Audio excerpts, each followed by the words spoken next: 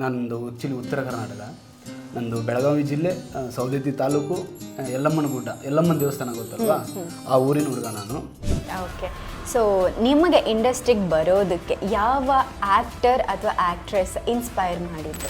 Rocking star Yash ಅವರಿಂದ. ಯಾಕಂದರೆ without ಬ್ಯಾಕ್ಗ್ರೌಂಡಿಂದ ಜೀರೋಯಿಂದ ಬಂದು ಹೀರೋ ಆದವರು ಅವರು. ತುಂಬ ಜನ ಅವಮಾನ ಮಾಡಿದ್ದಾರೆ.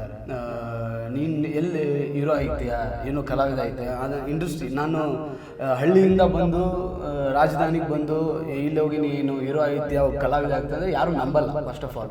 ಯಾಕಂದರೆ ಎಲ್ಲ ಟಿ ವಿಯಲ್ಲಿ ನೋಡ್ತಿರ್ತಾರೆ, ಥಿಯೇಟ್ರಲ್ಲಿ ನೋಡ್ತಿರ್ತಾರೆ. ಅವರೆಲ್ಲ ದೊಡ್ಡ ಸ್ಟಾರ್ ಮಕ್ಕಳು, ರಾಜಕಾರಣಿ ಮಕ್ಕಳು, ಬಿಸ್ನೆಸ್ ಮನ್ ಮಕ್ಕಳು, ನಿನ್ನ ಹಿಂದೆ ಏನು ಸಪೋರ್ಟ್ ಇದೆ ಅಂತ ಕೇಳೋರು.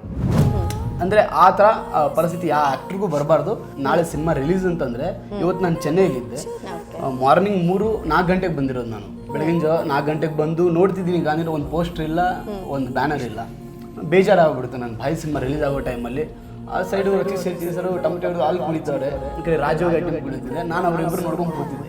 ಸಿನಿಮಾ ಮತ್ತೇನು ನಿಲ್ಲೋ ಅನ್ನೋ ಟೈಮಲ್ಲಿ ನಾವು ಸಾಲ ಮಾಡಿಕೊಂಡು ನಂದು 30 ಲಕ್ಷ ಸಾಲ ಮಾಡಿದ್ದೀನಿ ನಾನು. ಈಗ ಇದೆ ರೀಸೆಂಟ್ಲಿ 30 ಲಕ್ಷ ಸಾಲ ಇದೆ. ಆ ಸಾಲ ಮಾಡಿಕೊಂಡು ಸಿನಿಮಾ ಮುಗಿಸಿ ರಿಲೀಸ್ ಮಾಡಿ ಬಂದಿರೋದು.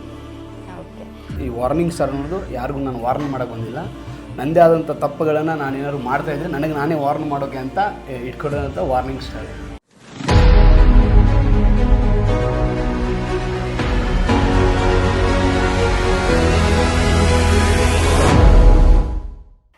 ಎಲ್ರಿಗೂ ನಮಸ್ಕಾರ. ನೀವು ನೋಡ್ತಿದ್ದೀರಾ ಐರಾ ಟಿವಿ ಯೂಟ್ಯೂಬ್ ಚಾನಲ್. ಇವತ್ತು ನಮ್ಮ ಜೊತೆಗೆ ಇದ್ದಾರೆ ಉದಯೋನ್ಮುಖ ನಟ, ವಾರ್ನಿಂಗ್ ಸ್ಟಾರ್ ಹಾಗೂ ಅಪ್ಪಟ ವಿಷ್ಣು ಸರ್ ಅಭಿಮಾನಿಯಾದಂತಹ ಯುವ ಅವರು. ಬನ್ನಿ, ಅವ್ರನ್ನ ವೆಲ್ಕಮ್ ಮಾಡೋಣ. Welcome to the show sir. Sir, ಮೊದಲನೇದಾಗಿ ಸೊ ನಿಮಗೆ ಯಾವ ಒಂದು ಅಂಶ ಆ್ಯಕ್ಟರ್ ಆಗೋಕ್ಕೆ ಇನ್ಸ್ಪೈರ್ ಮಾಡಿತ್ತು ಸರ್? ಮೇಡಮ್, ನಾವು ಚಿಕ್ಕವರಿದ್ದಂಗಿಂದ ಒಳ್ಳೆ ನಾಟಕಗಳು ಮಾಡ್ಕೊಂಡ್ಬರ್ತಿದ್ವಿ, ಡ್ರಾಮಾ ಮಾಡ್ತಿದ್ವಿ. ಮತ್ತು ನಮ್ಮ ವಿಷ್ಣುದಾದ ಸಿನಿಮಾ ನೋಡುವಾಗ ಒಂದು ಒಳ್ಳೆ ಆ್ಯಕ್ಟಿಂಗ್ ಮಾಡ್ಬೋದು, ಒಳ್ಳೆ ಆ್ಯಕ್ಟರ್ ಆಗ್ಬೋದು. ಅಂದರೆ ಇಲ್ಲಿ ಈಗ ನಾವು ಇರುವಂಥ ಇದರಲ್ಲಿ ನಮಗೊಂದು ಮರ್ಯಾದೆ ಸಿಗಬೇಕು, ಒಂದು ಸಾಧನೆ ಮಾಡಬೇಕು ಅಂತಂದರೆ ಒಂದು ಕಲೆಯಲ್ಲಿ ಹೋಗಬೇಕು, ಇಲ್ಲಾಂದರೆ ಒಂದು ರಾಜಕೀಯದಲ್ಲಿ ಹೋಗಬೇಕು, ಇಲ್ಲಾಂದ್ರೆ ಒಂದು ಬಿಸ್ನೆಸ್ಸಲ್ಲಿ ಹೋಗಬೇಕು. ಇಲ್ಲ ಅಂದರೆ ನಾವು ಸುಮ್ಮನೆ ಹುಟ್ಟಿ ಏನೋ ಮಾಡ್ಲಾರ್ದಂಗೆ ಆಗುತ್ತೆ. ಅದಕ್ಕೋಸ್ಕರ ಒಂದು ಆ್ಯಕ್ಟಿಂಗ್ ಫೀಲ್ಡಲ್ಲಿ ಬಂದರೆ ಏನೋ ಒಂದು ಹೆಸರು ಮಾಡ್ಬೋದು ಅನ್ನೋ ಒಂದು ಆಸೆಯಿಂದ ಆ್ಯಕ್ಟಿಂಗಲ್ಲಿ ಬಂದಿದ್ವಿ. ನಾವು ಇಷ್ಟುದಾದ ಇನ್ಸ್ಪಿರೇಷನಲ್ಲಿ ಬಂದಿರೋದು. ಓಕೆ, ಸೊ ನಿಮ್ಮ ಹೆಸರಿನ ಹಿಂದೆ ವಾರ್ನಿಂಗ್ ಸ್ಟಾರ್ ಅನ್ನುವಂಥದ್ದು, ಸೊ ಅದ್ರ ಬಗ್ಗೆ ಹೇಳಿ ಮೇಡಮ್. ಅದು ತುಂಬ ದೊಡ್ಡ ಜವಾಬ್ದಾರಿ ಆ್ಯಕ್ಚುಲಿ, ವಾರ್ನಿಂಗ್ ಸ್ಟಾರ್ ಅನ್ನೋದು. ಈಗ ನನ್ನ ಗ್ರಂಥ ಮೂಲಕ ನಮ್ಮ ಡೈರೆಕ್ಟರ್ ಕೊಡ್ತಾ ಇರೋವಂಥ ಒಂದು ಸ್ಟಾರ್ಗಿರಿ, ಅದು ತುಂಬ ಜವಾಬ್ದಾರಿ ಇದೆ ನನ್ನ ಮೇಲೆ. ಅದ್ರ ಮೇಲೆ ನಾನು ವರ್ಕ್ ತುಂಬ ಮಾಡಬೇಕಾಗತ್ತೆ. ಬಿಕಾಸ್ ಈ ವಾರ್ನಿಂಗ್ ಸ್ಟಾರ್ ಅನ್ನೋದು ಯಾರಿಗೂ ನಾನು ವಾರ್ನ್ ಮಾಡೋಕ್ಕೆ ಬಂದಿಲ್ಲ. ನನ್ನದೇ ಆದಂಥ ತಪ್ಪುಗಳನ್ನು ನಾನು ಏನಾದ್ರು ಮಾಡ್ತಾಯಿದ್ರೆ ನನಗೆ ನಾನೇ ವಾರ್ನ್ ಮಾಡೋಕ್ಕೆ ಅಂತ ಇಟ್ಕೊಡೋಂಥ ವಾರ್ನಿಂಗ್ ಸ್ಟಾರ್. ಓಕೆ, ಸೊ ನಿಮ್ಮ ಮೊದಲ ಸಿನಿಮಾ ಭಾಯ್ 2023ರಲ್ಲಿ ರಿಲೀಸ್ ಆಯಿತು, ಅದ್ರ ಬಗ್ಗೆ ಹೇಳಿ ಸರ್. ಮೇಡಮ್, ಅದು ಒಂದು 23ರಲ್ಲಿ ಭಾಯ್ ಸಿನಿಮಾ ರಿಲೀಸ್ ಆಯಿತು. ಅದಕ್ಕಿಂತ ಮುಂಚೆ ನಮ್ಮ ಆ ಸ್ಕ್ರಿಪ್ಟ್ ಮಾಡುವಾಗ ತುಂಬ ಅಡಚಣೆಗಳಿತ್ತು, ತುಂಬ ಟೆಕ್ನಿಷಿಯನ್ಸ್ ಇದು ಮಾಡುವಾಗ ಅಡಚಣೆಗಳಿತ್ತು, ಅಮೌಂಟ್ ಪ್ರಾಬ್ಲಮ್ಗಳಿತ್ತು. ಆದರೂ ಎಲ್ಲವನ್ನೂ ಮೀರಿ ಭಾಯ್ ಸಿನಿಮಾನ ಮುಂದಕ್ಕೆ ತೊಗೊಂಡೋಗಿ ರಿಲೀಸ್ ಮಾಡಿದ್ದೀವಿ. ಬಟ್ ಅದರಲ್ಲಿ ತುಂಬ ಕಲ್ತಿರೋದಿದೆ. ಸಿನಿಮಾ ರಿಲೀಸ್ ಟೈಮಲ್ಲಿ ಏನಂದರೆ, ಗಾಂಧಿನಗರಲ್ಲಿ ಪ್ರತಿಯೊಂದು ಸಿನಿಮಾ ರಿಲೀಸ್ ಆದಾಗ ಪೋಸ್ಟರ್ಗಳಿರುತ್ತೆ, ಕಟ್ಔಟ್ಗಳಿರುತ್ತೆ. ಬಟ್ ನಂದು ಸಿನಿಮಾ ರಿಲೀಸ್ ಆದಾಗ ನಾನು ಚೆನ್ನೈಯಲ್ಲಿದ್ದೆ. ನಾಳೆ ಸಿನಿಮಾ ರಿಲೀಸ್ ಅಂತಂದರೆ ಇವತ್ತು ನಾನು ಚೆನ್ನೈಯಲ್ಲಿದ್ದೆ. ಮಾರ್ನಿಂಗ್ 3-4 ಗಂಟೆಗೆ ಬಂದಿರೋದು ನಾನು. ಬೆಳಗಿನ ಜಾವ 4 ಗಂಟೆಗೆ ಬಂದು ನೋಡ್ತಿದ್ದೀನಿ, ಗಾಂಧಿನ ಒಂದು ಪೋಸ್ಟರ್ ಇಲ್ಲ, ಒಂದು ಬ್ಯಾನರ್ ಇಲ್ಲ. ಬೇಜಾರಾಗ್ಬಿಡುತ್ತೆ. ನಾನು ಭಾಯ್ ಸಿನಿಮಾ ರಿಲೀಸ್ ಆಗೋ ಟೈಮಲ್ಲಿ ಅವಾಗ ಯಾವುದ್ಯಾವ್ದು ರಿಲೀಸ್ ಇತ್ತು ಅಂದರೆ ರಾಜಯೋಗ ರಿಲೀಸ್ ಇತ್ತು, ರಕ್ಷಿತ್ ಶೆಟ್ಟಿ ಸರ್ದು ಸಪ್ತಸಾಗರ ಆಚಲು ಸೈಡ್ ಬಿ ರಿಲೀಸ್ ಇತ್ತು. ಆ ಸೈಡು ರಕ್ಷಿತ್ ಶೆಟ್ಟಿ ಸರು ಟೊಮೆಟೊ ಹಿಡಿದು ಅಲ್ಲಿ ಕುಳಿತವ್ರೆ, ಈ ಕಡೆ ರಾಜಯೋಗ ಐಟಮ್ ಕುಳಿತಿದ್ದೆ. ನಾನು ಅವರಿಬ್ಬರು ನೋಡ್ಕೊಂಡು ಕೂತಿದ್ದೆ. ಅಂದರೆ ಆ ಥರ ಪರಿಸ್ಥಿತಿ ಯಾವ ಆ್ಯಕ್ಟ್ರಿಗೂ ಬರಬಾರ್ದು ಮುಂದಿನ ದಿನಗಳಲ್ಲಿ. ಅದಕ್ಕೆ ಆ ತಪ್ಪುಗಳನ್ನು ನಾನು ಮತ್ತೆ ಮಾಡಬಾರ್ದು ಅಂತೇಳಿ ತುಂಬ 1.5 ವರ್ಷ ಗ್ಯಾಪ್ ತೊಗೊಂಡು ಈಗ ಒಂದು ಒಳ್ಳೆ ಸಿನಿಮಾ ಮೂಲಕ ಬರೋಣ ಅಂತ ಪ್ಲ್ಯಾನಲ್ಲಿದ್ದೀನಿ. ಓಕೆ, ಸೊ ನಿಮಗೆ ಇಂಡಸ್ಟ್ರಿಗೆ ಬರೋದಕ್ಕೆ ಯಾವ ಆ್ಯಕ್ಟರ್ ಅಥವಾ ಆ್ಯಕ್ಟ್ರೆಸ್ ಇನ್ಸ್ಪೈರ್ ಮಾಡಿದ್ದು? ಇನ್ಸ್ಪೈರ್ ಆಗಿರೋದು ರಾಕಿಂಗ್ ಸ್ಟಾರ್ ಯಶ್ ಅವರಿಂದ. ಯಾಕಂದರೆ ವಿದೌಟ್ ಬ್ಯಾಕ್ಗ್ರೌಂಡಿಂದ ಜೀರೋಯಿಂದ ಬಂದು ಹೀರೋ ಆದವರು ಅವರು. ಅವ್ರನ್ನ ನೋಡ್ತಾ ನೋಡ್ತಾ ಪ್ರತಿಯೊಬ್ಬ ಅಂದರೆ ಕಲಾವಿದ ಒಬ್ಬ ಕಲೆ ಇದ್ದರೆ ಬೆಳಿಬೋದು ಅನ್ನೋ ತೋರಿಸ್ಕೊಟ್ಟಿದ್ದು ಯಶ್ ಅವರು. ಓಕೆ, ಸೊ ನೀವು ಭಾಯ್ ಸಿನಿಮಾ ಮಾಡೋದಕ್ಕಿಂತ ಮುಂಚೆ ಯಾವುದಾದ್ರೂ ಆಡಿಷನ್ಸ್ ಕೊಟ್ಟಿದ್ದೀರಾ? ನಿಮ್ಮ ಮೊದಲನೇ ಆಡಿಷನ್ನ ಅನುಭವ ಹೇಗಿತ್ತು? ತುಂಬ ಆಡಿಷನ್ ಮಾಡಿದ್ದೀನಿ ಮೇಡಮ್. ಆಡಿಷನಲ್ಲಿ ನೀವು ಸೆಲೆಕ್ಟ್ ಆಗ್ತೀರಾ, ನಂಬರ್ ಕೊಟ್ಟೋಗಿ ಅಂತ ಹೇಳೋಗ್ತಾರೆ. ಆಮೇಲೆ ಫೋನ್ ಮಾಡ್ತೀನಿ ಅಂತಾರೆ. ಫೋನ್ ಮಾಡಿದಾಗ ನೀವು ಸೆಲೆಕ್ಟ್ ಆಗಿದ್ದೀರಾ, ನಿಮ್ಮ ಕಾಸ್ಟ್ಯೂಮ್ಗೆ ಇಷ್ಟು ದುಡ್ಡು ಕೊಡಿ, ನಿಮ್ಗೆ ಇಷ್ಟು ದುಡ್ಡು ಕೊಡಿ, ನಿಮ್ಮ ಆರ್ಟಿಸ್ಟ್ ಕಾರ್ಡ್ ಮಾಡಿಸ್ಕೊಡ್ತೀವಿ, ಇಷ್ಟು ದುಡ್ಡು ಕೊಡಿ ಅಂತಾರೆ. ಬಟ್ ಇಲ್ಲಿ ಆಡಿಷನ್ ಹೋದಾಗ ನನಗೆ ಯಾವ ಚಾನ್ಸು ಸಿಕ್ಕಿಲ್ಲ. ನನ್ನದೇ ಆದಂಥ ಸತತ ಪ್ರಯತ್ನದಲ್ಲಿ ನನಗೆ ಚಾನ್ಸ್ ಸಿಕ್ಕಿರೋದು ಮೇಡಮ್. ಓಕೆ. ಸೊ ನಿಮಗೆ ಮೊದಲನೇ ಸರಿ ಹೀರೋ ಆಗಿ ಅವಕಾಶ ಸಿಕ್ಕಿದಾಗ ನಿಮ್ಮ ಮೊದಲನೇ ರಿಯಾಕ್ಷನ್ ಏನಾಗಿತ್ತು? ರಿಯಾಕ್ಷನ್ ಅಂದರೆ ನಾನು ಇಂಡಸ್ಟ್ರಿ ಬಿಟ್ಟು ಹೋಗೋ ಪ್ಲ್ಯಾನಲ್ಲಿದ್ದೆ. ಇಂಡಸ್ಟ್ರಿ ಹೋಗೋ ಅಂದರೆ ಇಲ್ಲಿ ಏನೂ ಆಗಲ್ಲ, ವಿದೌಟ್ ಬ್ಯಾಕ್ಗ್ರೌಂಡ್ ಬಂದರೆ ಇಲ್ಲಿ ಏನೂ ಆಗಲ್ಲ ಅನ್ನೋ ಟೈಮಲ್ಲಿ ನನಗೆ ಭಾಯ್ ಸಿನಿಮಾ ಸಿಕ್ಕಿರೋದು.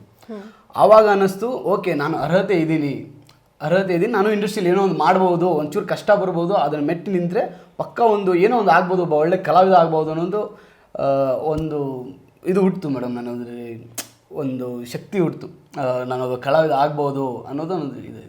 ಓಕೆ. ಇಂಡಸ್ಟ್ರಿಗೆ ಬರೋದಕ್ಕೆ ಮುಂಚೆ ಹೇಳಿದರೆ ಬ್ಯಾಕ್ಗ್ರೌಂಡ್ ಇಲ್ಲದ್ರೆ ಇಂಡಸ್ಟ್ರಿಗೆ ಬರೋದಕ್ಕೆ ಆಗೋದಿಲ್ಲ ಅಂತ ಹೇಳಿ. ಸೊ ನೀವು ಫೇಸ್ ಮಾಡಿದಂತಹ ಚಾಲೆಂಜಸ್ ಯಾವ್ಯಾವುದು? ಮೇಡಮ್ ತುಂಬ ಜನ ಅವಮಾನ ಮಾಡಿದ್ದಾರೆ. ನೀನು ಎಲ್ಲಿ ಹೀರೋ ಆಗ್ತೀಯಾ, ಏನೋ ಕಲಾವಿದ ಆಗ್ತೀಯಾ, ಅದು ಇಂಡಸ್ಟ್ರಿ. ನಾನು ಹಳ್ಳಿಯಿಂದ ಬಂದು ರಾಜಧಾನಿಗೆ ಬಂದು ಇಲ್ಲಿ ಹೋಗಿ ನೀನು ಹೀರೋ ಆಗ್ತೀಯಾ, ಒಬ್ಬ ಕಲಾವಿದ ಆಗ್ತೀಯ ಅಂದರೆ ಯಾರೂ ನಂಬಲ್ಲ ಫಸ್ಟ್ ಆಫ್ ಆಲ್. ಯಾಕಂದರೆ ಎಲ್ಲ ಟಿ ವಿಯಲ್ಲಿ ನೋಡ್ತಿರ್ತಾರೆ, ಥಿಯೇಟ್ರಲ್ಲಿ ನೋಡ್ತಿರ್ತಾರೆ. ಅವರೆಲ್ಲ ದೊಡ್ಡ ಸ್ಟಾರ್ ಮಕ್ಕಳು, ರಾಜಕಾರಣಿ ಮಕ್ಕಳು, ಬಿಸ್ನೆಸ್ ಮನ್ ಮಕ್ಕಳು, ನಿನ್ನ ಹಿಂದೆ ಏನು ಸಪೋರ್ಟ್ ಇದೆ ಅಂತ ಕೇಳೋರು. ಆವಾಗ ನನಗೆ ಒಂದು ನಂಬಿಕೆ ಮೇಡಮ್, ನನಗೆ ನಮ್ಮ ಅಜ್ಜಾಜಿ ಆಶೀರ್ವಾದ ಇದೆ, ತಾಯಿ ಎಲ್ಲಮ್ಮನ ಶಕ್ತಿ ಇದೆ, ಜನಗಳ ಪ್ರೀತಿ ಇದೆ, ಅದ್ರ ಮೇಲೆ ನಾನು ಇಂಡಸ್ಟ್ರಿಯಲ್ಲಿ ಬಂದೆ. ಓಕೆ. ಸೊ ನಿಮ್ಮ ಮೊದಲನೇ ಸಿನಿಮಾ ಯಾರಿಗಾದರೂ ಡೆಡಿಕೇಟ್ ಮಾಡಬೇಕು ಅಂತಾನೆ, ಯಾರಿಗೆ ಮಾಡ್ತೀರಾ ಮತ್ತು ಯಾಕೆ? ಮೇಡಮ್, ನಾನು ಡೆಡಿಕೇಟ್ ಮಾಡೋದಾದರೆ ನಾನು ನಮ್ಮ ಪ್ರೊಡ್ಯೂಸರ್ಸ್ಗೆ ಮಾಡೋದು. ಯಾಕಂದರೆ ಅವರೇ ನನಗೆ ಅನ್ನದಾತರು. ಅವರು ದುಡ್ಡು ಹಾಕಿದ್ದಕ್ಕೇ ನಾನು ಇವತ್ತು ಒಬ್ಬ ಹೀರೋ ಆಗಿರೋದು. ಯಾಕೆಂದರೆ ನಮ್ಮ ಮಾಲಾಶ್ರೀ ಸುರೇಶ್ ಮೇಡಮ್ ಆಗಲಿ, ಹಾಗೆ ನಮ್ಮ ಅಜ್ಜಾಜಿ ಆಗಿರಲಿ, ನಮಗೆ ಸಪೋರ್ಟ್ ಮಾಡಿದ್ದಕ್ಕೇ ನಾನು ಇಲ್ಲಿವರೆಗೂ ಇರೋದು. ಅವರು ಇಲ್ಲ ಅಂದರೆ ಆಲ್ಮೋಸ್ಟ್ ನಾನು ಇಲ್ಲಿ ಕೂರ್ತಿರ್ಲಿಲ್ವೇನೋ ಮೋಸ್ಟ್ಲಿ. ಅವರೊಂದು ಧೈರ್ಯ ಮಾಡಿ ನನ್ನನ್ನು ಮುಂದೆ ಇಲ್ಲಿವರೆಗೂ ಕಳಿಸಿದ್ದಾರೆ, ಮುಂದೆ ಅವ್ರ ಹೆಸರು ಉಳಿಸ್ತೀನಿ ಅನ್ನೋದು ಹೇಳ್ತೀನಿ. ಸೊ ನಿಮ್ಮ ಭಾಯ್ ಸಿನಿಮಾ ರಿಲೀಸ್ ಆಗುವಾಗ ನೀವು ಹೇಳಿದ್ರಿ ಯಾವುದೇ ರೀತಿ ಕಟ್ಔಟ್ ಇರಲಿಲ್ಲ, ಯಾವುದೇ ರೀತಿ ಸಪೋರ್ಟ್ ಇರಲಿಲ್ಲ ಅಂತ ಹೇಳಿ. ಸೊ ಒಂದು ಸಿನಿಮಾ ಹಿಟ್ ಆಗಬೇಕು ಅಂತಂದರೆ, ನಿಮ್ಮ ಸಿನಿಮಾನೇ ಆಗಲಿ ಯಾವುದೇ ಬೇರೆ ಸ್ಟಾರ್ ಸಿನಿಮಾಗಳಾಗಲಿ ಹಿಟ್ ಆಗಬೇಕು ಅಂದರೆ ಯಾವ ಒಂದು ಪಾಯಿಂಟ್ಸನ್ನು ಅಥವಾ ಯಾವ ಒಂದು ಅಂಶವನ್ನು ನೀವು ಆಡಿಯನ್ಸಿಂದ ಎಕ್ಸ್ಪೆಕ್ಟ್ ಮಾಡ್ತೀರಾ? ಒಳ್ಳೆ ಕಂಟೆಂಟ್ ಇರಬೇಕು ಮೇಡಮ್, ಒಂದು ಒಳ್ಳೆ ಕಂಟೆಂಟ್ ಇರಬೇಕು, ಒಳ್ಳೆ ಟೆಕ್ನಿಷಿಯನ್ಸ್ ಇರಬೇಕು. ಅದಕ್ಕಿಂತ ಮುಂಚೆ ಬಂಡವಾಳ ಹಾಕೋರು ಒಂದು ಒಳ್ಳೆ ಸ್ಟ್ರಾಂಗ್ ಟೀಮ್ ಇರಬೇಕು. ಯಾಕಂದರೆ ಒಂದು ಸಿನಿಮಾ ಗೆಲ್ಬೇಕಂತಂದರೆ ಸುಮ್ಮನೆ 10-20 ಲಕ್ಷದಲ್ಲಿ ಸಿನಿಮಾ ಆಗೋಲ್ಲ. ಒಂದು ಸಿನಿಮಾ ನಾವು ಏನು ಕಂಟೆಂಟ್ ಮಾಡ್ತೀವಿ ಅದಕ್ಕೆ ಬಂಡವಾಳ ಹಾಕುವಂಥ ಒಬ್ಬ ಪ್ರೊಡ್ಯೂಸರ್ ಇದ್ದರೆ 100% ನಾವು ಸಿನಿಮಾ ಗೆಲ್ಬೋದು. ಓಕೆ. ಸೊ ಹೀರೋ ಆಗೋದಕ್ಕೆ ತುಂಬ ಜನ ಕನಸು ಕಾಣ್ತಿರ್ತಾರೆ, ಆದರೆ ಅವಕಾಶಗಳು ಎಲ್ರಿಗೂ ಸಿಗೋದಿಲ್ಲ. ನಿಮಗೆ ಹೀರೋ ಆಗುವಂಥ ಅವಕಾಶ ಸಿಕ್ಕಿದ್ದು ನಿಮ್ಮ ಅದೃಷ್ಟದಿಂದನ ಅಥವಾ ಪ್ರತಿಭೆಯಿಂದನ? ನನ್ನ ಪ್ರಯತ್ನದಿಂದ ಮೇಡಮ್. ನನ್ನ ಪ್ರಯತ್ನ ಇಲ್ಲ ಅಂದರೆ ನಾನು ಹೀರೋ ಆಗ್ತಿರ್ಲಿಲ್ಲ. ಇಲ್ಲ, ಈಗ ನನ್ನ ಅದೃಷ್ಟ ಇದ್ದಿದ್ರೆ ನಾನು ಮನೇಲಿ ಕೂತ್ಕೊಂಡು ಮಾಡ್ಬೋದು, ನನ್ನ ಅದೃಷ್ಟ ಇದ್ದಾಗ ಬರುತ್ತೇನೋ ಅಂತ. ನನ್ನ ಪ್ರಯತ್ನ ಯಾಕೆ ಗೊತ್ತು, ದೇವರು ನೀನು ಪ್ರಯತ್ನ ಮಾಡಿದ್ರೇ ಆಗಬಹುದು ಅಂತ ಬರೆದಿದ್ರೆ ಹೇಳೋಕ್ಕಾಗಲ್ವಲ್ಲ. ಅದಕ್ಕೋಸ್ಕರ ನನ್ನ ಪ್ರಯತ್ನ, ಸತತ ಪ್ರಯತ್ನದಲ್ಲಿ ಏನಾದರೂ ಆಗ್ಬೋದು ಒಬ್ಬ ಮನುಷ್ಯ. ಬಟ್ ಇನ್ನೊಂದು, ಈ ಭೂಮಿ ಮೇಲಿರೋ ಮನುಷ್ಯರು ನಮ್ಮನ್ನು ತುಳಿದ್ರೆ ಮತ್ತೆ ಎದ್ದು ಬರ್ಬೋದು. ಆ ಮೇಲಿರೋ ಭಗವಂತ ನಮ್ಮನ್ನು ತುಳಿದ್ರೆ ಸಾಧ್ಯನೇ ಇಲ್ಲ ಎದ್ದು ಬರೋಕ್ಕೆ. ಅದು ನನ್ನ ಪ್ರಯತ್ನದಿಂದ ನಾನು ಬಂದಿರೋದು. ಓಕೆ. ಸೊ ಸಿನಿಮಾ ಇಂಡಸ್ಟ್ರಿಯಲ್ಲಿ ಬೆಳಿಬೇಕು ಅಂತಂದರೆ ಈ ಕ್ಯಾಸ್ಟಿಂಗ್ ಕೌಚ್ ಅನ್ನುವಂಥದ್ದನ್ನು ದಾಟಿ ಬರಬೇಕು, ಅಥವಾ ಹಣವನ್ನು ನೀಡಿ ಹೀರೋ ಅಥವಾ ಹೀರೋಯಿನ್ ಆಗಬೇಕು ಅನ್ನುವಂಥದ್ದೇ. ಸೊ ನೀವು ಹಣ ಕೊಟ್ಟು ಹೀರೋ ಆಗಿದ್ದ ಹೇಗೆ? ಮೇಡಮ್, ನಾನು ಫಸ್ಟ್ ಇದಕ್ಕೆ ಪ್ರೊಡ್ಯೂಸರು ನಮ್ಮ ಮಾಲಾಶ್ರೀ ಸುರೇಶ್ ಮೇಡಮು. ಓಕೆ. ಈ ಸಿನಿಮಾ ಮತ್ತೇನು ನಿಲ್ಲೋ ಅನ್ನೋ ಟೈಮಲ್ಲಿ ನಾವು ಸಾಲ ಮಾಡಿಕೊಂಡು ನಂದು 30 ಲಕ್ಷ ಸಾಲ ಮಾಡಿದ್ದೀನಿ ನಾನು. ಈಗ ಇದೆ ರೀಸೆಂಟ್ಲಿ 30 ಲಕ್ಷ ಸಾಲ ಇದೆ. ಆ ಸಾಲ ಮಾಡಿಕೊಂಡು ಸಿನಿಮಾ ಮುಗಿಸಿ ರಿಲೀಸ್ ಮಾಡಿ ತಂದಿರೋದು. ಓಕೆ. ಸೊ ಈಗ ಆ್ಯಕ್ಚುಲಿ ಟ್ರೆಂಡಿಂಗಲ್ಲಿರುವಂಥದ್ದು ಯೂಟ್ಯೂಬ್ ಕಂಟೆಂಟ್ಗಳು. ಅದರ ಮಧ್ಯೆ ಥಿಯೇಟ್ರಲ್ಲಿ ಬಂದು ಸಿನಿಮಾಗಳನ್ನ ನೋಡ್ತಾರೆ ಆಡಿಯನ್ಸ್ ಅಂತ ನಿಮ್ಗೆ ಅನಿಸುತ್ತಾ? ಖಂಡಿತ ಮೇಡಮ್, ಒಳ್ಳೆ ಸಿನಿಮಾಗಳು ಕೊಟ್ಟರೆ ಖಂಡಿತ ನೋಡ್ತಾರೆ. ಯಾಕಂತಂದರೆ ಯೂಟ್ಯೂಬಲ್ಲಿ ಎಷ್ಟು ಒಂದಿನ ಮೊಬೈಲ್ ಬೋರ್ ಆಗೇ ಆಗುತ್ತೆ, 100% ಜನಕ್ಕೆ ಬೋರ್ ಆಗೇ ಆಗುತ್ತೆ. ಥಿಯೇಟ್ರಿಗೆ ಮತ್ತೆ ಬಂದೇ ಬರ್ತಾರೆ, ಸಿನಿಮಾಗಳು ಮತ್ತೆ 100 ಡೇಸ್ ಓಡುತ್ತೆ. ಅದು ನಿಲ್ಲೋ ಅಂತ ಇದಿಲ್ಲ, ನಿಲ್ಲಲ್ಲ ಮೇಡಮ್. ಇಂಡಸ್ಟ್ರಿ ಯಾವತ್ತೋ ಅದು ಮುನ್ನುಗ್ತಾ ಇರುತ್ತೆ. ನೀವು ಹೀರೋ ಆಗಬೇಕು ಅನ್ನುವಂಥ ಕನಸನ್ನು ಕಟ್ಕೊಂಡು ಇಂಡಸ್ಟ್ರಿಗೆ ಬಂದಂಥವ್ರು. ಸೊ ಹೀಗಿರುವಾಗ ನೀವು ಸಾಲವನ್ನು ಮಾಡಿ ಹೀರೋ ಆದಾಗ, ಸೊ ನಿಮ್ಮ ಕನಸು ಎಲ್ಲಿ ಹೋಯಿತು ಮತ್ತು ನೀವು ಸಾಲದ ಹೊರೆಯನ್ನು ಹೊತ್ಕೊಳ್ತೀರಿ, ಹೇಗೆ ಇದನ್ನು ಬ್ಯಾಲೆನ್ಸ್ ಮಾಡ್ತಿದ್ದೀರಾ? ಕೆಲವೊಂದು ಕೆಲಸಗಳು ಮಾಡ್ತೀನಿ ಮೇಡಮ್. ಈಗ ಸಾಲ ಮಾಡ್ಕೊಂಡ್ಬಿಟ್ಟಿದ್ದೀವಿ ನಾನು. ಕೆಲವೊಂದು ಈಗ ನನ್ನದೇ ಆದ ಡೈರೆಕ್ಷನ್ ಸಿನಿಮಾ ಮಾಡ್ತಾಯಿದ್ದೀನಿ. ಅದಕ್ಕೆ ಮುಂಚೆ ಸಮಯ ಬೇರೆ. ನಾನು ಅಮೆಝಾನಲ್ಲಿ ವರ್ಕ್ ಮಾಡ್ತೀನಿ, ಸ್ವಿಗ್ಗಿಯಲ್ಲಿ ವರ್ಕ್ ಮಾಡ್ತೀನಿ, ಪೋಟ್ರ್ ಮಾಡ್ತೀನಿ, ಜಪ್ಟೋ ವರ್ಕ್ ಮಾಡ್ತೀನಿ. ಅಂದರೆ ನಾನು ನಾಚಿಕೆ ಪಟ್ಕೊಳ್ಳಲ್ಲ. ನಾನೀಗ ಸಾಲ ಮಾಡ್ಕೊಂಡಿದ್ದೀನಿ, ನನ್ನದೇ ಆದಂಥ ನಾನು ಬದುಕು ಕಟ್ಕೋಬೇಕು, ಮುಂದೆ ನಾನು ಇಂಡಸ್ಟ್ರಿಯಲ್ಲಿ ನಿಲ್ಬೇಕಂತಂದರೆ ಪ್ರತಿಯೊಂದೂ ನಾನು ಚಾಲೆಂಜಾಗಿ ತೊಗೊಳ್ಳೇಬೇಕಾಗತ್ತೆ. ಅದಕ್ಕೆ ಮುನ್ನುಗ್ತಾ ಇದ್ದೀನಿ ಮೇಡಮ್. ಏನೋ ಒಂದು ತಾಯಿ ಎಲ್ಲಮ್ಮನ ಆಶೀರ್ವಾದ ಇದೆ. ಯುವ ಅವರು ಹೀರೋ ಆಗೋದಕ್ಕಿಂತ ಮುಂಚೆ ಏನು ಕೆಲಸಗಳನ್ನ ಮಾಡ್ತಾಯಿದ್ರು? ನಾನು ಜೂನಿಯರ್ ಆರ್ಟಿಸ್ಟಾಗಿ ವರ್ಕ್ ಮಾಡ್ತಿದ್ದೆ, ಗ್ಯಾಂಗ್ ಬಾಯ್ಸಾಗಿ ವರ್ಕ್ ಮಾಡ್ತಿದ್ದೆ, ಲೈಟಿಂಗ್ ಡಿಪಾರ್ಟ್ಮೆಂಟಲ್ಲಿ ವರ್ಕ್ ಮಾಡಿದ್ದೀನಿ, ಮತ್ತು ಡೈರೆಕ್ಷನ್ ಡಿಪಾರ್ಟ್ಮೆಂಟಲ್ಲಿ ವರ್ಕ್ ಮಾಡಿದ್ದೀನಿ ಇಂಡಸ್ಟ್ರಿಯಲ್ಲಿ. ಓಕೆ, ನೀವು ಈ ರೀತಿ ಬ್ಯಾಕ್ಗ್ರೌಂಡಿಂದ ಬಂದವರಾಗಿದ್ದರಿಂದ ಸೊ ಹೀರೋ ಅಂತ ಕಾಣಿಸ್ಕೊಂಡಾಗ ಖಂಡಿತವಾಗ್ಲೂ ಜನ ಹೀಯಾಳಿಸಿ ನೋಡಿರ್ತಾರೆ. ಸೊ ಇವನು ಹೀರೋನ, ಸೊ ಇವನಿಗೆ ಹೀರೋ ಪಾತ್ರನ ಅನ್ನುವಂಥ ಮಾತುಗಳು ಬಂದಿರುತ್ತೆ. ಸೊ ಆ ರೀತಿ ನಿಮಗೆ ಏನಾದರೂ ಎಕ್ಸ್ಪೀರಿಯನ್ಸ್ ಆಗಿದೆಯಾ? ತುಂಬ ಜನ ಹೇಳ್ತಾರೆ ನೀನು ಹೀರೋ ಆಗಿದೆಯಾ, ನಿನಗೆ ಅಂದರೆ ಆ ಕೆಲವೊಬ್ಬರು ನನಗೆ ಹೇಳಿರೋದು ನೆಗೆಟಿವ್ಗಿಂತ ಪಾಸಿಟಿವ್ ತುಂಬ ಜನ ಬಂದಿದೆ. ಒಂದು 10 ಜನದಲ್ಲಿ ಒಂದು ಇಬ್ಬರು ನೆಗೆಟಿವ್ ಹೇಳಿರ್ಬೋದು, 8 ಜನ ನಿನಗೆ ಆ ಕೆಪಾಬಲ್ ಇದೆ, ನೀನು ಮಾಡ್ಬೋದು ಅಂತ. ಒಂದು ಇಬ್ಬರು ಎಲ್ಲಿ ಮಾಡ್ತಾನೆ ಇವನು, ಏನು ಮಾಡ್ತಾನೆ, ವಿದೌಟ್ ಬ್ಯಾಕ್ಗ್ರೌಂಡ್ ನಿಮ್ಗೆ ಏನೂ ಆಗಲ್ಲ ಅಂತ ತುಂಬ ಜನ ಹೇಳಿದವರು ಇದ್ದಾರೆ. ಓಕೆ, ಸೊ ಅದನ್ನೆಲ್ಲ ನೀವು ಹೇಗೆ ಓವರ್ಕಮ್ ಮಾಡ್ತೀರಿ, ಈಗ ಅಕ್ಸೆಪ್ಟ್ ಮಾಡ್ಕೊಳ್ತಾ ಇದ್ದೀರಾ? ಏನೂ ಇಲ್ಲ ಮೇಡಮ್. ಅವರು ಏನು ಗೊತ್ತಾ, ನಮ್ಮ ಕುವೆಂಪು ಅವ್ರು ಹೇಳಿದ್ದಾರೆ, ಟೀಕೆಗಳು ಸಾಯುತ್ತವೆ, ಕೆಲಸಗಳು ಉಳಿಯುತ್ತವೆ ಅಂತ ಹೇಳಿದ್ದಾರೆ. ಹಾಗೆ ನಮ್ಮ ಶಂಕರನವ್ರು ಹೇಳಿದ್ದಾರೆ, ಸತ್ ಮೇಲೆ ಮಲಗೋದಿದ್ದೇ ಇದೆ, ಎದ್ದಾಗ ಏನಾದರೂ ಸಾಧಿಸು ಅಂತ ಹೇಳಿದ್ದಾರೆ. ಹಾಗೆ ನನ್ನದೇ ಆದಂಥ ಒಂದು ತತ್ವ ಇದೆ. ನಾನು ಸೋಲ್ತೀನಂತ ಗೊತ್ತಿದ್ದರೂ ಹೆಜ್ಜೆ ಇಟ್ಬಿಟ್ಟಿದ್ದೀನಿ.